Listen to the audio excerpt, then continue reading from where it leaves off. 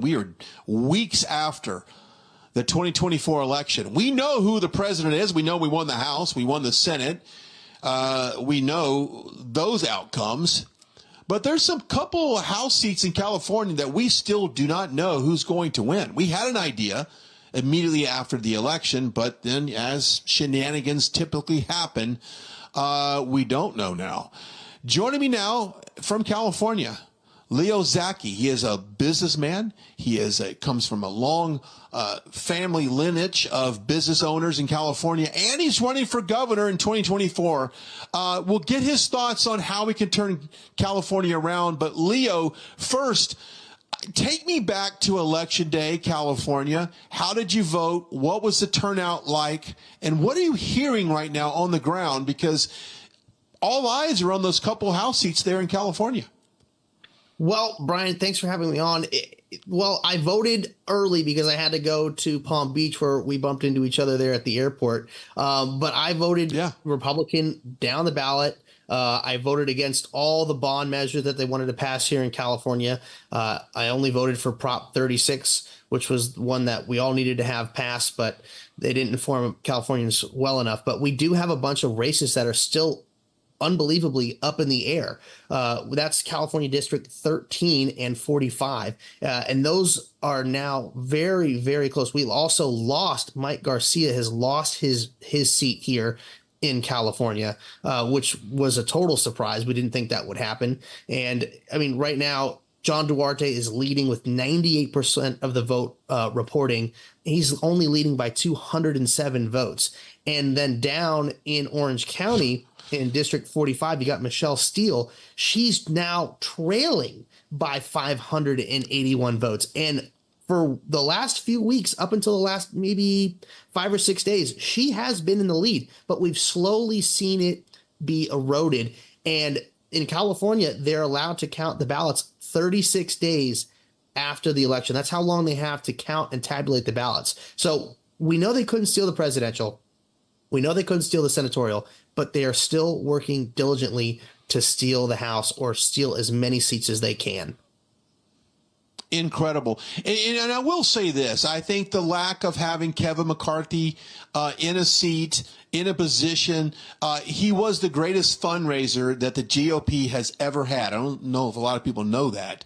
I think maybe his absence of not being there in the state, active fundraising, might have allowed some of these Democrats to creep in there. Now, I was in Coachella for that historic rally that we President saw each Trump other had. there. Yeah, we saw each other there. I was blown away with the amount of people that came out there. It's really hard to believe that some of these seats would shift from a Republican to a Democrat after what we've seen the last 3 years in this country and how we've seen, California go. I used to live in Southern California. Love it. Beautiful place to live. Too expensive for me, especially now at this point. My son lives in West Hollywood. I see firsthand the destructive policies. So tell me, how in the world do people keep electing Democrats? And if you have a Republican seat, I am just so skeptical that people look at that ballot and go, I don't see how they would want to change things right now. I'm confused by it as well. I mean, if you look at the map here in California, the districts, you've seen a clear shift in them going red. You've even seen some state representatives here in California flip their party affiliation because their districts are going red. And I'm concerned that the GOP is just welcoming them in with open arms because they are dyed-in-the-wool Democrats. In fact, one of them had endorsed Joe Biden for president, and then within 2 days changed party affiliations. The writing is on the wall, and these people are trying to stay electable. And then when you have people like Eric Swalwell, the traitor who's giving secrets to the Chinese spy Fang Fang, getting reelected in the landslide that he does with 65% of the vote, it's mind-boggling. But there's so much indoctrination and Trump derangement syndrome here in California. And personally, I don't think the GOP is investing enough in actually getting out the message of the Republican Party and focusing on the policy on how we can improve the quality of life here. And that's something that I, as a gubernatorial candidate in 26 here in California, am going to be doing.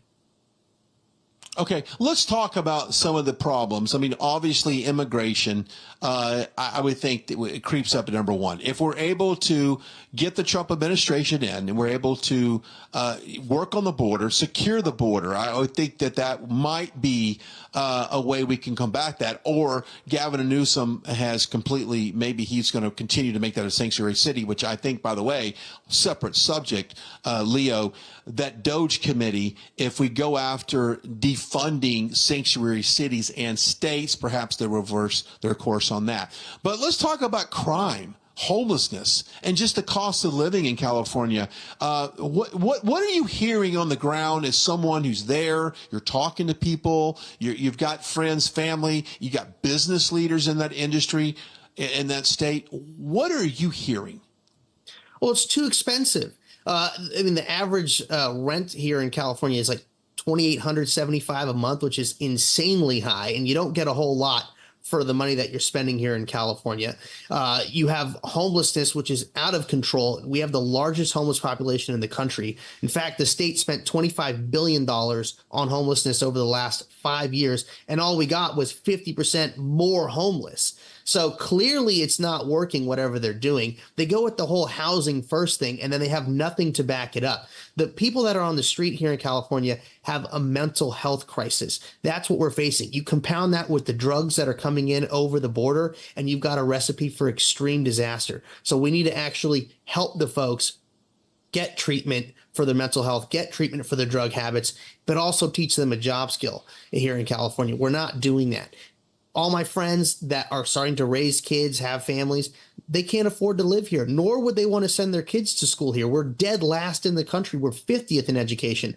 So they're moving out. They're going to Las Vegas. They're going to Texas. They're going to Idaho, Montana, but not here. Yeah, not there. I think the cost of living has a lot to do with that, obviously. Oh, yeah. I know that the crime, the lawlessness on the streets. I know that you've got some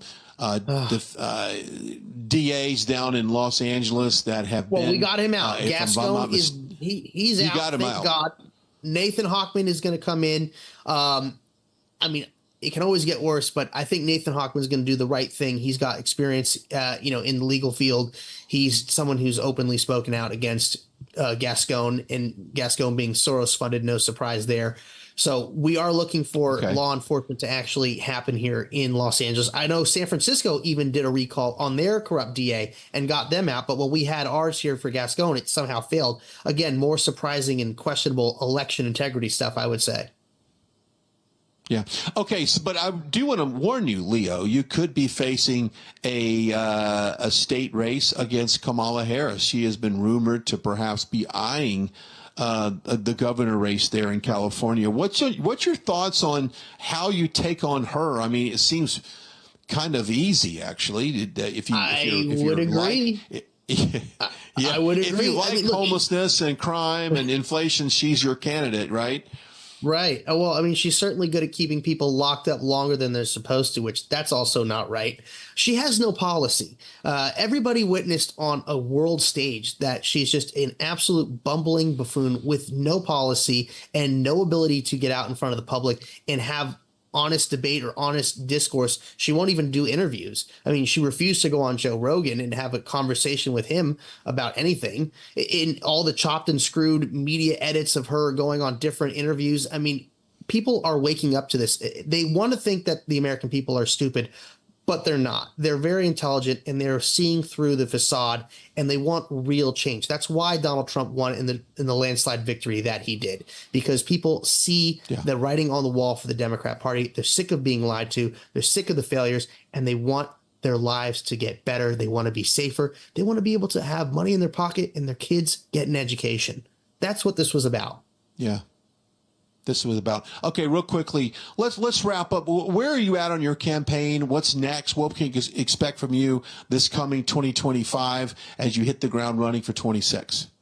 Well, I'll be getting some good campaign videos out there. Going to start shooting those in January. Really excited about that. I'm going to constantly be on the road, going to different speaking engagements around the state and around the country. I will be speaking at CPAC there in DC in that February. I'm really excited for all this stuff that's happening, but we're just going to keep pushing it out there. I've got some really solid backers behind me. We're going to keep raising funds and letting folks know. I've got the marketing material ready to go. So if you want bumper stickers or yard signs, it's not too early to grab some. I'd love to get them to you. And I'll keep doing my radio show. That's America Matters. And I do that 5 days a week on the Salem and the Answer Network. So love for you guys to tune into that as well. Yeah, I think information is power, especially when you have the truth on your side, Leo. You're doing good work. I've always said it's easy to be a patriot in a very red state, Texas, where I'm at, or Georgia or something like that. But to do it in California, it's a special breed. Leo, real quickly, we've got about 20 seconds left. Best website to get more information about your campaign? LeoZacky.com, and then follow me at Leo S. Zacky on the socials. Come check me out. I'd love your support. We got to start fighting now because it's our country to lose. Let's not lose it. Let's take it back. All right. Let's not lose it. Happy Thanksgiving, by the way. Happy Thanksgiving. Gobble, gobble.